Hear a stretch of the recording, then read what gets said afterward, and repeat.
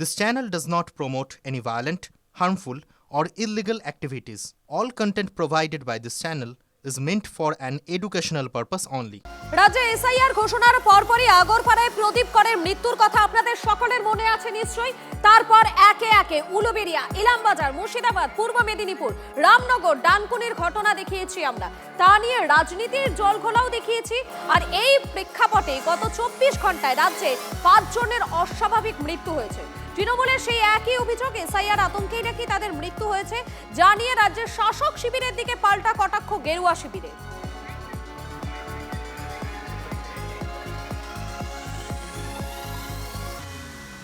জাতীয় নির্বাচন কমিশন যমরাজের দপ্তরে পরিণত হয়েছে।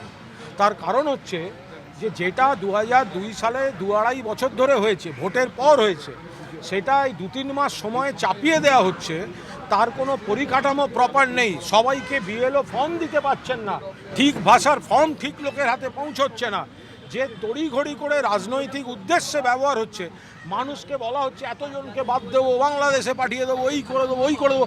মানুষ চাপটা নিতে না পেরে কেউ আত্মহত্যা করছেন, কেউ অসুস্থ হয়ে মারা যাচ্ছেন। এর জন্য দায়ী বিজেপি এবং জাতীয় কমিশন নির্বাচন। এখানে পরিবার থেকে বলা হচ্ছে, জানা যাচ্ছে যে এসআইআর বা এনআরসি আতঙ্কে উদ্বিগ্ন, চিন্তিত, অবসাদ, হতাশা, মানসিক চাপ, সেইখানেই অভিযোগটা উঠছে। ফলে আমরা কেন রাজনীতি করতে যাই? এখন এটাই চলবে। মনে নেই ডেঙ্গু যখন হতো বা হয়েছিল, কি লেখা হতো? অজানা জ্বর। এখন সব এসআইআর জ্বর, এসআইআর যাই হবে, এসআইআর জ্বর। কারোর সাথে প্রেমিক প্রেমিকার ঝামেলা, কেউ আত্মহত্যা করলো, এসআইআর জ্বরে মারা গেছে। ভোটার লিস্টে বাবার নাম ভুল, এসআইআর আতঙ্কে আত্মহত্যার চেষ্টার অভিযোগ হরিশ্চন্দ্রপুরের মহেন্দ্রপুর গ্রাম পঞ্চায়েতে। সুব্রতোষ রয়েছেন আমাদের সঙ্গে এই মুহূর্তে। সুব্রতোষ, ঠিক কি অভিযোগ উঠে আসছে? দেখো, যে যুবক এই মহেন্দ্রপুর গ্রাম পঞ্চায়েতের নাজিরপুরে যে যুবক আত্মহত্যার চেষ্টা করে এবং সেই চেষ্টা করার পরেই তার বাড়ির লোক এবং তার আত্মীয় স্বজনরা এই অভিযোগ করেন যে এসআইআর আতঙ্কে, বিশেষ করে তার বাবার নাম 2002-তে যা ছিল পরবর্তীতে তার পরিবর্তিত হয়েছে বলে দাবি করে এবং এসআইআর আতঙ্কেই সে নাকি আত্মহত্যার চেষ্টা করে। সব থেকে বড় উল্লেখযোগ্য বিষয় যেটা, যে আত্মহত্যার ঘটনা এর আগে নতুন নয়, বহু ক্ষেত্রে বহু জায়গাতেই হয়েছে, কিন্তু এখানে যখন দেখা যাচ্ছে যখন সে চেষ্টা করে, সেই খবর ছড়াতেই তার বাড়িতে তৃণমূলের নেতা থেকে শুরু করে পঞ্চায়েত সমিতি এমনকি মন্ত্রী পর্যন্ত ছুটে যান এবং তাকে চিকিৎসার জন্য প্রথমে হরিশ্চন্দ্রপুর হাসপাতাল, তারপরে চাঁচল সুপার স্পেশালিটি হাসপাতাল, ফলে সেখানেও তিনি একাধিক জায়গায় তাকে চিকিৎসার জন্য নিয়ে যাওয়া হয়েছে বলে অভিযোগ উঠে আসছে। ধন্যবাদ তোমাকে। ভোটার কার্ডে রাজেশ আলী আছে, আর এখন বর্তমানে যে ভোটার লিস্ট নতুন বেরিয়েছে 2025 সালের, এটার নাম আছে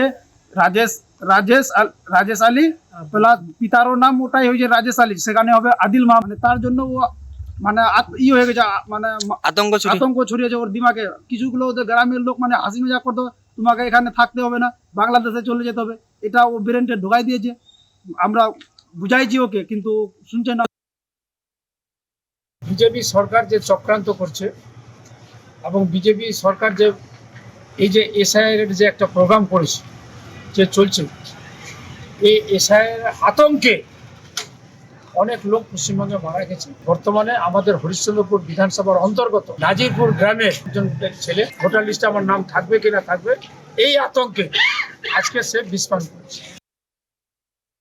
আজকে খেটে খাওয়া মেহনতি মানুষ, গ্রামের মানুষ, তাদের যদি এই অবস্থা হয়, এই রকম একটা পরিবেশ পরিস্থিতি যদি সেন্ট্রাল গভর্নমেন্ট এবং তার পরিচালিত যে নির্বাচন কমিশন যারা উদ্যোগ নিয়ে আজকে এগুলো করছেন, আজকে তো পরিষ্কারভাবে বিজেপি বলছে, তাদের স্লোগান একটাই যে 1.5 থেকে 2 কোটি মানুষকে এখান থেকে পশ্চিমবাংলার মাটি থেকে আমরা উৎখাত করে পাঠাবো। তার মানে এটা পরিকল্পিতভাবে এবং পরিকল্পনা করে আজকে সংখ্যালঘু ভাইদের উপর এভাবে একটা অত্যাচার কিন্তু টার্গেট করে কিন্তু ওনারা করছে।